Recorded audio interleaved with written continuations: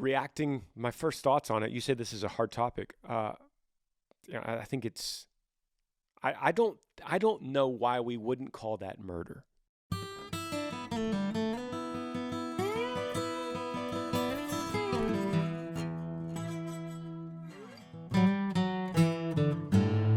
Hey everybody, happy Monday. Welcome back to the podcast. This is episode 192.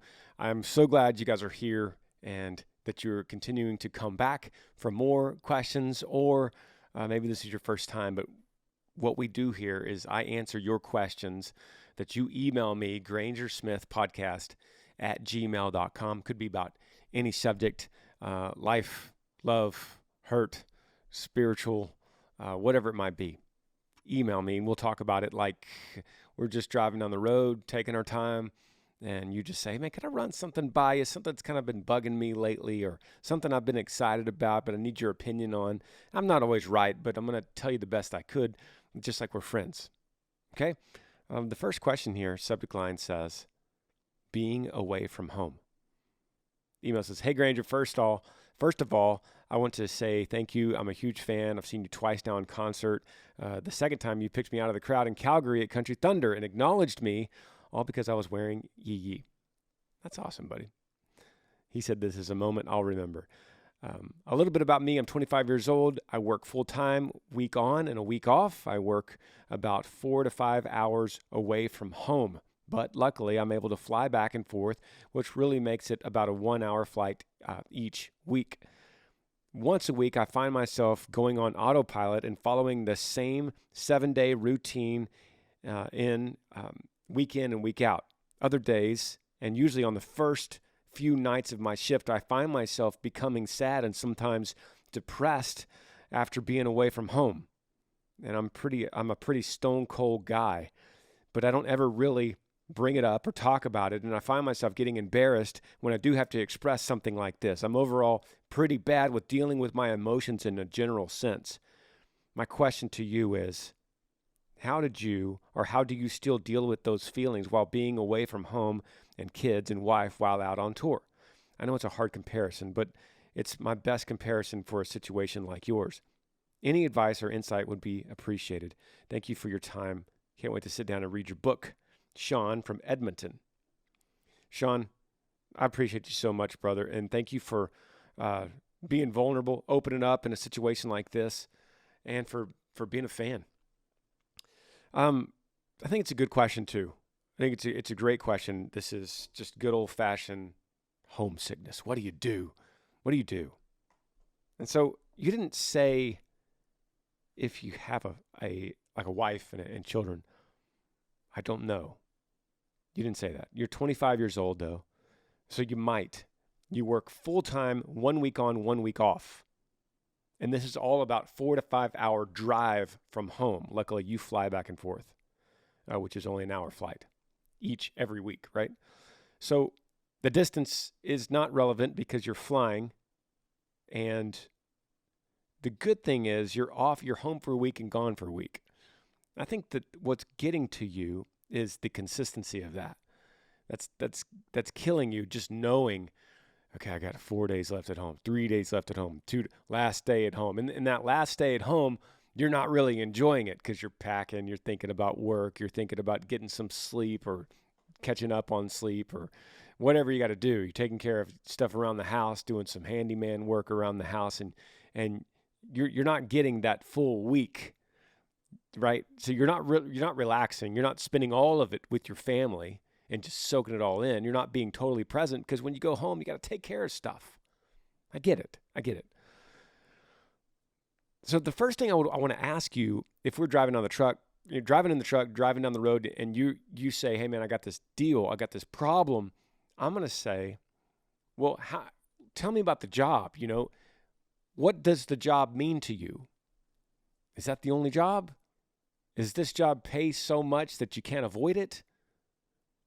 Because my question is going to be that pay, that money you're getting for this job. You know, right? You know that that time is money, right? You know that time is money. Very valuable money. That is your currency. This is all of our currency. We use time as as our most valuable currency. Isn't that crazy to think about? Like time is, if you spend time, for instance, on your mother, or on your wife, or on your kids, that is your most valuable gift to them. It's also the most valuable gift to yourself, and it's priceless. You cannot pay for time, and once it's gone, you never get it back. And yet we carelessly spend it all the time, constantly wasting time, doing monotonous things, losing ourselves, stuck on social media or watching a meaningless show on our phone, doing something where we're going unconscious and consuming something from the world instead of contributing back. That's something to always think about. That how are we spending our most valuable resource? How are we doing it? And so there's that to think about when you're a week on and then you're a week back off. How are you spending those 2 weeks? One while you're working and one while you're at home. It's so important to think about that, to be thinking through every minute, every hour that you're doing these things. For all of us, time blocking or journaling our time. But on top of all that, what I would ask you is, as you think about your job and you think about, I'm assuming you probably get paid well. That's why you do it. That's how you're justifying. It's like, well, man, it's a good job. I work a week on, week off, but it's a good job. It's a good paying gig. Okay. So I would say you got to reconcile the good pay for the time you're spending away from home, because you're only getting 26 weeks at home, and you're spending 26 weeks out, right?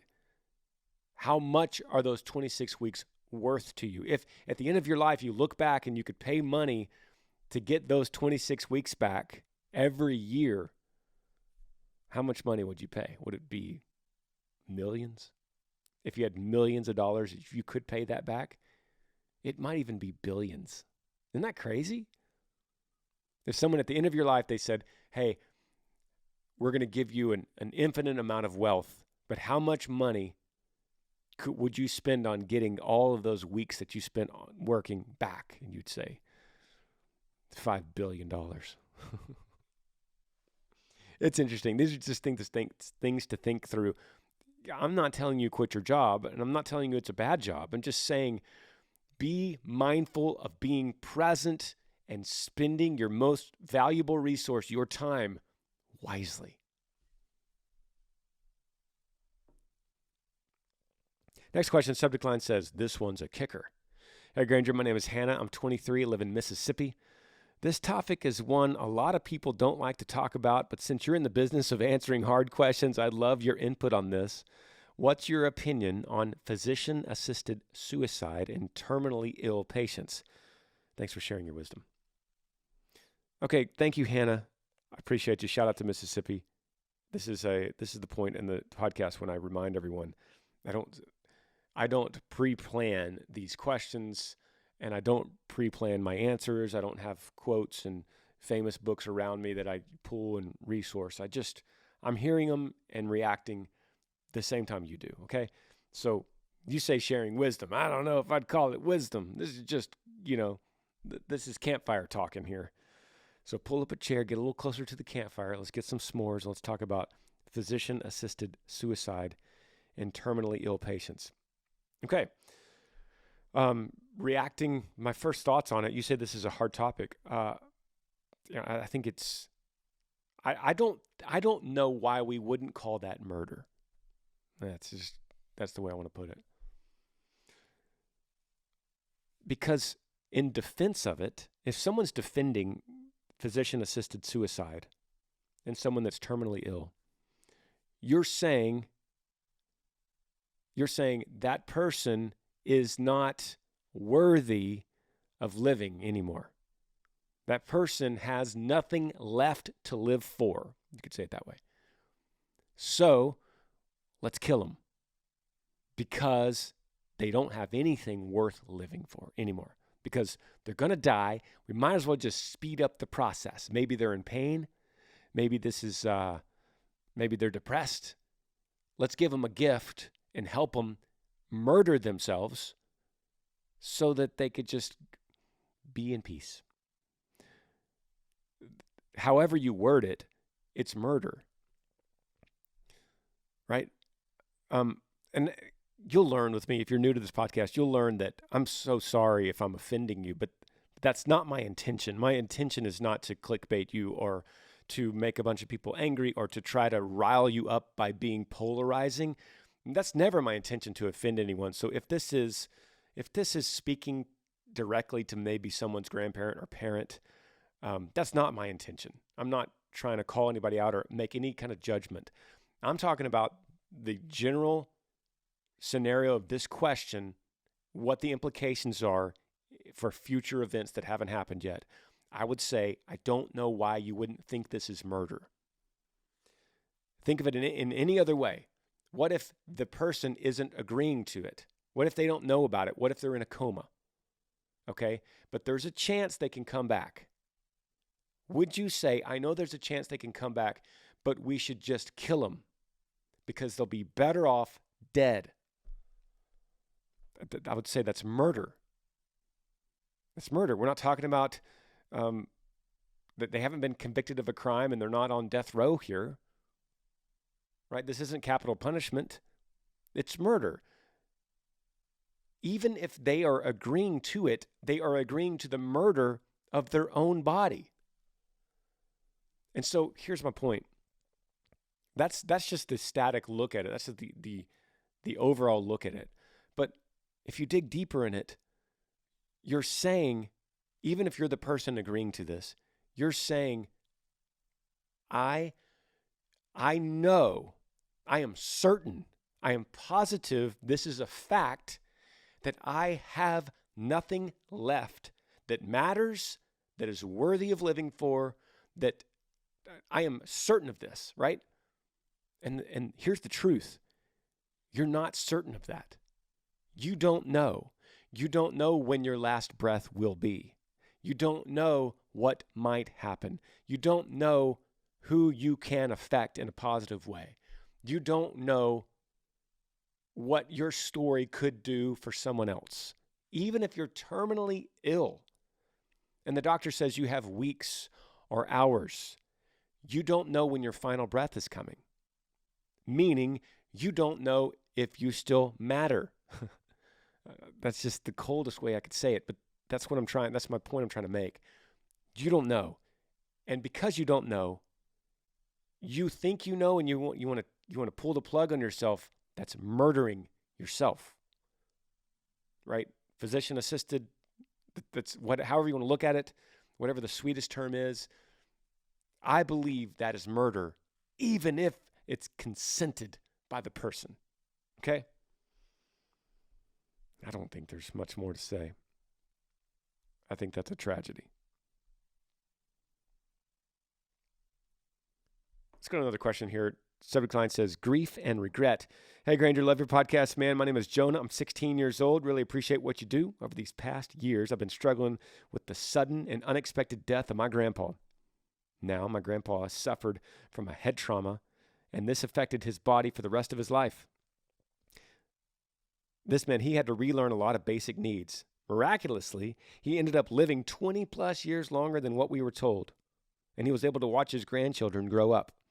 My family and I had the blessing of him living with us for the past 2 years of his life. My grandpa was always in and out of the hospital, and we were never expected anything bad that might happen to him. He was a tough guy. When my grandpa went into the hospital with a stomach ache, we thought he'd be out soon. About a week or so later, he had 2 heart attacks, and machines were keeping him alive. We had to let him go. His body was very weak, and he was ready. That's different than assisted suicide, right? Okay, that's different. We're talking about 2 different scenarios. I just had to interject and say that. That's different that's different. Let me just stop right here and separate these 2 questions, because this is a different scenario. If you're on a life support machine and you're battling and you say, you say, turn the machine off. Let me breathe in my own power. Let me see my family on my own power. That's different. That's not physician-assisted suicide, right? Okay? Back to the question. During the time in the hospital, I was never bothered calling him or sent even a thoughtful text because I had thought he had come home, and I would struggle forgiving myself for that. I'm not sure quite what that means. His services gave me a little closure, knowing that he was gone and that he's in a better place without any pain, but I wish I had made more of an effort to talk to someone. Okay, I see what he's saying. He didn't talk to anybody during this, who probably wanted nothing more than to talk to one of the people he loved the most while he was there. I know my grandpa loved me, and he would not want me to be upset over this, but I just can't help but think about it. I still expect him to come home sometimes. It still doesn't feel real. I hate going back to normal without him in my life. There's always something missing without him here. Any advice? Okay. Jonah, 16 years old, lost your grandpa, and this is over the past year. Okay, got it. All right, brother, let's dive into this. I want to tell you something. I'm going to tell everybody something. Grandpas die. I have to say that sometimes on this podcast because it almost feels like sometimes people forget. But grandpas die. And you might be thinking, come on, man. Give me some wisdom here. But what I mean is, sometimes I want to say, Jonah, if we were riding in the truck together, I'd say, Jonah, could I ask you a question, buddy? You say up in here in the top of your question, you're saying, we never expected anything bad to happen to him. He was a tough guy. That's what you said. And so if you were riding in the truck with me, I'd say, Jonah, did you think he wasn't going to die? Did you think he was going to outlive you? Now, that sounds so simple, but sometimes we need to process simple things. Before we get deep and get on a deep level here, we just got to process some simple things. Like, Grandpa always was going to die, and he was going to die for some reason or another at some point in time. Now, in a scenario like this, we could have guessed that he would live a couple more years. We could have guessed that he was going to die 20 years before this. But the bottom line is, Jonah, he was going to die. And there is something about that that's helpful in these discussions. It's like sometimes we're surprised by death. You know? Like, oh, man, I just don't know what to do. Grandpa died. And I have sympathy for that. I've lost 2 grandpas. I've lost a dad. I have sympathy for that. And I've lost many other people in my life, but specifically speaking to the patriarchs of my family, I've lost 2 grandpas and a dad. And sometimes you have to come to grips that dads are going to die, grandpas are going to die. And when you know that, and you believe that, and you understand that, then you could move to level 2 of the grief. You could move on. And instead of being stuck in the surprise that they're not here anymore. I remember when Dad died. I remember the next morning, the sun came up. Because he died, I found out that night before, Mom found him after a heart attack. And he was 61. So, unexpected. There were no prior health issues. Mom just found him asleep in the chair. He was gone. Massive heart attack. The next morning, the sun came up. And Jonah, just like your email, I remember thinking, man, the sun comes up without Dad? Legitimate thought. I remember going out to the road and seeing cars driving. And I was like, People are driving around, living their lives in a world without dad here? I mean, it sounds crazy to someone that has never experienced this, but someone that's going through grief, someone that, Jonah, you lost your grandpa, someone that has been through it, it's like, yeah, it's weird. It's like people live lives without your loved one here. The sun still comes up and it goes back down again. One day gone. One day gone without dad in it. In my life, that's strange. For you, Jonah, it's your grandpa. And I remember feeling the same thing with my grandpa. But these are good things to process through.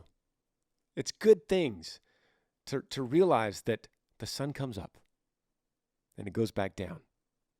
And there is a rhythm to it. And there's a rhythm to this world. There's a rhythm to this planet, to this universe. There is a timing to it. There is a pattern to it, and we could trust it. You could trust that sun's going to come back up. God has given us a perfect rhythm that we could rely on. And death is part of that rhythm. And once we feel that and we're flowing with it, it's easier to get past the shock and surprise of it, as if we thought that maybe this time, not this grandpa was going to live forever. Like, I know grandpas die, Granger, but this one, you don't know this one. He was tough. He was going to live past me. I say, no. No, he didn't make it either. Neither did my dad. You'll get there, buddy. We'll take a break. Be right back. Thank y'all for listening to the podcast. You know, my book, Like a River, comes out August 1st. I can't say enough how excited I am for at least the conversation starter. So many of these emails that come in are about grief and loss and about my story. And I want so badly just to say, read the book, get back to me. Let's discuss. So that happens on August the 1st, and you can pre-order right now from grangersmith.com. That's going to kind of kick you out to all the different places that sell books. You can get it anywhere that sells books, but grangersmith.com can be the hub for that. And then also you could get a free chapter right away whenever you do it. So pre-order right now, and then the book, Like a River, comes out August the 1st. If you need to get a hold of me right now, if you want me to send you a video message of me saying happy birthday or happy anniversary or whatever the message might be, cameo.com/Granger Smith is a great way to do that. You could also download the Cameo app and search for me, Granger Smith. I will then send you a video message according to whatever you want me to say it to, whoever you want me to say it to. It's a great way to keep in touch. Get a little last-minute gift if you forgot something, right? Again, that's cameo.com/Granger Smith. Back to the podcast. Last break, I said this is episode 192. I believe this is 193, actually. Wow. We're almost to 100. 7 shy of 100 episodes. 200 episodes. This is how fast it goes by for me. You can believe this? 200 episodes. That's crazy. I'm answering your questions. You email me, grangersmithpodcast@gmail.com. I'd love to hear from you. Love to walk through something with you. And I'm going to just kind of slide this thing down and find me a question, a random one. Have not checked these before. Boom, here we go. It says, "Hey Granger, love the podcast. You have so much wisdom." I don't know about that. "I'm 28 years old from Omak, Washington, home to the world-famous suicide race. I grew up in a family that went to church every week, but I never had a good relationship with God. Just recently, I started to pray and listen to my Bible more. It is amazing how God has changed my heart in the last couple months.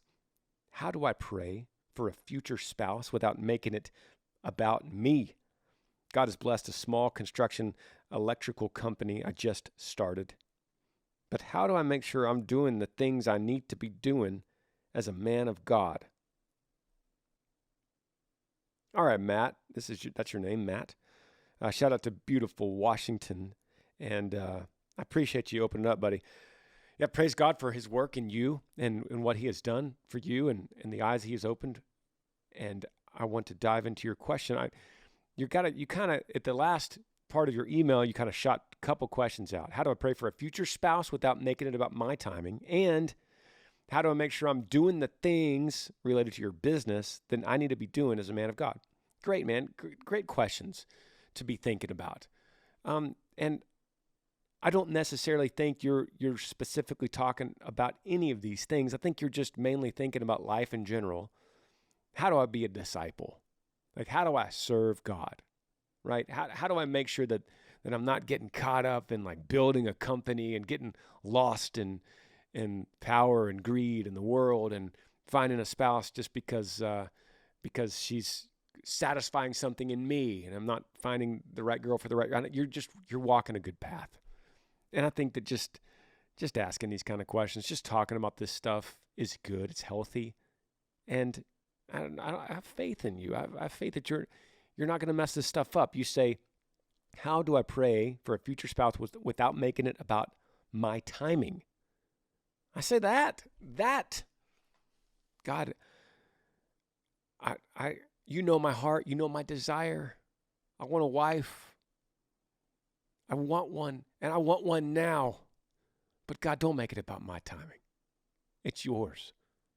Let it be about your timing. Let your will be done, not mine. Crush my intentions for someone that I want right now. When you bring me someone, you'll bring her at the right time. But at the same time, you know me, and you know that I'm anxious and I want one right now because everyone else has one. God, will you relieve that temptation in me? Will you suppress that? Will you help me manage that? Where I'm responsibly looking and dating, but I'm not longing too much for something right here and now, because that's what my flesh wants, something right here and now. But God, will you give me patience in this? Now, you got to be careful when you pray for patience. Guess how God grants that? With extending things a long time. Because how do you learn patience? By overcoming long periods of time. But I think it's a good prayer, and I think it's a good thought. And then the second part is, how do I make sure I'm doing the right things to be a man of God? Well, I would put your study of God, your reading the Bible, your prayer life, your church life. I would put that in a position in your time block, in your world. I put all that stuff in your world in a prominent place. So when you look across your week or day to day, you go, what if someone else took an inventory of my day? If someone took an inventory of my time, they said, "Hey, Granger, give me a list of everything you did today. And then give me a 7-day list of everything you did this week. Give me the list, and we're going to audit it. We're going to take a complete inventory of your time, and we're going to audit it, and we'll give you a database back that shows you what is most important in your life." Think about someone did that for you. What results would you get back? This just non-biased company from the outside takes an inventory of your life. What would they tell you? What you want them to do is, Matt sure loves his God. He put this much time into doing this. He reads his Bible this much time. He goes to church. He serves his church. He studies this. He's on his knees praying for this. And look how much time he's doing it. I guess this guy really loves his God. That's what you want. Whatever it takes to do that, to get that result back from this unbiased company, do that. Sliding through some more emails here. I'll go to this one right here. This one came in yesterday. Subject line says, Fulling, fulling the Lord's will. That's what the subject line says. Hey, Granger, my name is Kyla Walters. I'm a mother of 2. My son just graduated from high school. He's a musician, and he just started out very young singing for the Lord. And now he's gotten older, and he loves acoustic country. As a mom, I'm struggling to know if me supporting him is disappointing to him. I see you, Russell Dickerson, Walker Hayes, who have a love for the Lord and play these concerts with people drinking and everything else. I feel guilty as a mom encouraging him as he plays for weddings, wineries, and tons of events. Like, should I really, truly feel guilty? He's a great kid with a great head on his shoulders. and he would love to make this his full-time career. But you are stepping away from music to pursue the Lord's will. And I hope that one day he will as well. He loves Jesus too, but his passion right now is country. I'm probably saying all of this not the right way, but I need some advice from yours or thoughts to a mom who loves the Lord and does what she can to serve the Lord. Is what he's doing pleasing in the Lord's eyes? Kayla Walters. I think that's Kayla. I think it might be Kyla. Kyla Walters. I'll call you Kyla. Kyla. Kyla, thank you, sweet mama, for emailing me about your son. You love your son. You are concerned about your son. You're hoping he's on the right path. And look, I'm going to give you a little bit of a warning here. Don't helicopter this boy. Don't helicopter parent this boy. The greatest gift you can give him is to raise him up in the Lord and preach him the gospel and then let him fly. Give him freedom. Don't micromanage what he's doing, his choices. Look at it this way. You're looking at me saying, Granger, you love the Lord and you are giving up music, stepping away to pursue the Lord's will. You want me to tell you about my mom? My mom supported me to go into music. She prayed for me. Pray for your son. Pray for your son. Don't tell him what to do. Don't tell him he's wrong. Don't tell him that what he's doing is not pleasing in the Lord's eyes. Because if he's doing what he loves and he's doing it with passion and praising God while he's doing it, then we need men like him in country music. I'm a different story. I don't want people to start hearing my story and be like, see, if you're a Christian, you should leave country music. That's not what I'm trying to represent here. I have an interesting story. I have an interesting calling, right?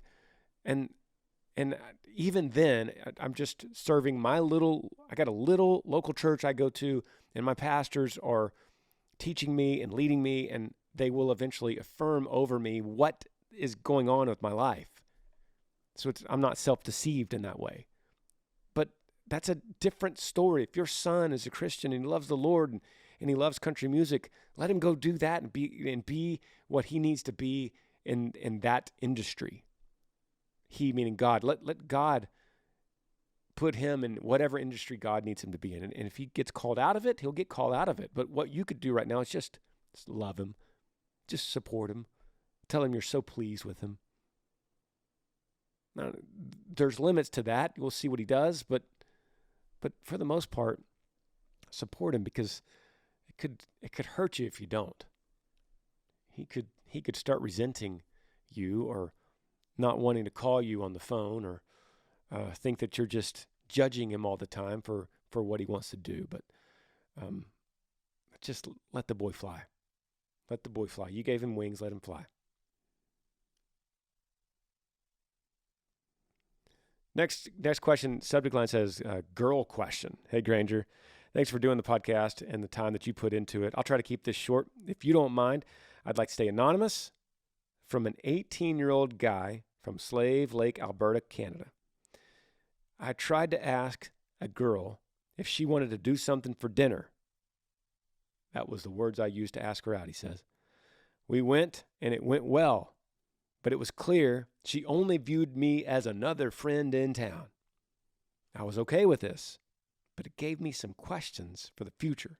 When I ask a girl out, what do I say to make it clear about my intentions? Should I say it when I ask her, or go out a couple times with her first and then ask her? God bless and thanks. Okay. Anonymous. Thanks, brother. And I'm tracking with you here. I'm following you. You asked a girl out, and you're 18, and you went out, and it was fun and good, but she just looked at you as another friend in town. But now you're thinking, where did I go wrong that she thought I was just a friend? Because I'm not. I don't want to be just a friend. Okay. Cool. Good question. Definitely something that they don't teach you in school. something that an 18-year-old is going to learn from experience or from the Granger Smith podcast, possibly. If you like a girl, like I'm assuming you did with this one, you're not gonna tell her that when you ask her out. That was part of your question. Should I say it when I ask her, or go out a couple times first and then ask her? I would say, first of all, ladies, if you're 18 and a boy says, "Do you want to go out to dinner?" Let's not assume this is just another friend in town asking you out for dinner. Let's just get that straight. Come on. So part of my answer to you, Anonymous, is she knew.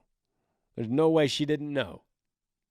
But the way that you know that she knows is by verbalizing it. So you're at dinner and everything's going good and super casual. You say something like, "I like to be upfront so that I don't lead people on, or so that people might, just in case they might get the wrong impression. I just want to tell you that," and this is a little embarrassing saying it out loud, but I just think you're a really great girl, and I'd like to get to know you a little bit better. It's as simple as that. Like, you don't have to say, "My heart is melting for you," or "You are the most beautiful maiden I've ever seen." You just say, "That's a little embarrassing, but I just want to be upfront just so you know that from what I could tell, I think you're a really neat girl, and I'd just like to get to know you better." She's going to know right then, okay, this is what he's saying. He's drawing a line in the sand. He's laying it out for me. And then how she responds, that's determines if what happens next. She might say, "Oh, no. I get it now. I'm sorry. I thought we were just friends. And so I'm glad you said that, because now this is awkward." And you'll go, "Oh, totally. Well, let's finish a meal and I'll get you back." Right? I mean, weird, but that's good. And then the other thing is, she goes, "Well, it's funny you say that, because I think you're kind of a neat guy too, and I'd like to get to know you." Boom. Now you're off to phase 2. And it's like, well, maybe we should do this again sometime. How's Wednesday? Yeah, Wednesday's good. Okay, cool, great. See you Wednesday. Great. It's really good if you do this. It's pulling off a Band-Aid in some sort, and it's definitely a little socially awkward to do it, but it should go without saying that if she says yes to a dinner date with one guy going to dinner, if she says yes to your invitation, she is being set up for you to ask a question like this. So you're not wrong to ask her. If you tracked her down, she's like doing a jog in the park, and you tracked her down in the park, and you said, hey, can you stop 1 second? Hey, I think you're a really neat girl, and I'd like to get to know you a little bit better. Then that's weird, right? Then she'd be like, "Weird, get away from me." But if she says yes to your dinner invitation and she's sitting with you one-on-one on a dinner date, and then it's okay to ask a question like that. It's not awkward. At least it shouldn't be. I wish you the best, brother. Let's go to another question here. The subject line on this one says, "Death and New Life, Trials and Faith." Hey, Granger. Thanks for taking time to read this. My family has been facing a roller coaster of events recently, and I'd love to get your advice on the situation. On April 8th, my wife's parents were in a tragic snowmobile accident where we unexpectedly lost her mother. 3 days later, my wife, who was 36 weeks pregnant, went into labor and welcomed our third child. Fast forward to April 20th, our baby experienced a random apneic episode. Sorry, I don't know what that means. And was rushed to the children's hospital that day before the funeral. Fortunately, he returned home a few days ago and is now doing fine, but my wife is struggling to cope with everything that has happened and has started questioning her faith. I've been trying to stay close to Scripture to help myself navigate this, but I'm struggling to figure out how to help my wife navigate her doubts. I remember in a previous episode you mentioned turning the why questions into what questions. I think that is relevant to the situation, but I'm unsure how to guide her to that. Do you have any advice on what I can do as a husband to support my wife through this way, in a way that helps her restore her faith? I appreciate any advice you have. Thanks for all you do. Devin. Great question, man. Thank you. Thank you for emailing and opening up in this way, and I hope you're listening now. Let me start with your very last thing that you said. Just this is an encouragement. The very last thing you said was, do you have any advice on what I can do as a husband to support my wife through this in a way that helps restore her faith? Well, you just need to know as an encouragement to you that you can't restore her faith, and I hope you know that. You can't do it. That's a good thing. Like, praise God, you don't have the power to restore her faith, okay? God does that. So that takes the pressure off. What you can do is support her. That's the other word you used. Good. You support her, but you can't restore her, okay? Say that. Please say that to yourself. Preach that to yourself. I can support her, but I can't restore her. There's things I can do, and I will, and I'll go tirelessly until I see some results with her. I will pour myself into her and support. But I cannot, as a man, do the restoring. It's so good to know that, right? It's so good just to know that. It puts you in a better position because now you're setting yourself up for success, not failure, because if you set yourself up to restore her, you will fail, and then you'll feel like a failure. Okay, let's dive into this. Tragedy has struck your family in a couple different ways. This snowmobile accident, it's terrible, and I'm so sorry. This is April 8th. That's positive. If there is a positive in this, it's that it was on April 8th, because as I'm reading this, we're only a couple months after that. That's good. Meaning if this was 10 years later, that's a problem. That's another problem. We address it in a different way, but we're just a few months. And so first of all, I just want you to remember that as a husband, as her best friend, what you're going to do now is just be there and listen. Be there and listen and support.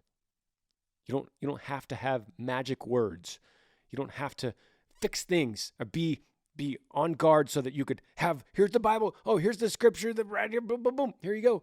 This is what you need. And we need to go out and we need to do this therapy together. We need to you're only a couple months out from a really crazy month. And you're just going to be there to sit with her. Just sit with her. Now, this is not empathy. Empathy is she's sinking in the quicksand and you get both feet and you jump in the quicksand with her and you hold her and you say, well, let's just go down together, baby. This is sympathy, and this is different. Sympathy is she's sinking in the quicksand. You got one foot on dry land, rock, and then you got one foot in the sand with her. And you grab her arm and you say, I'm with you. I'm here in the quicksand with you. I feel you.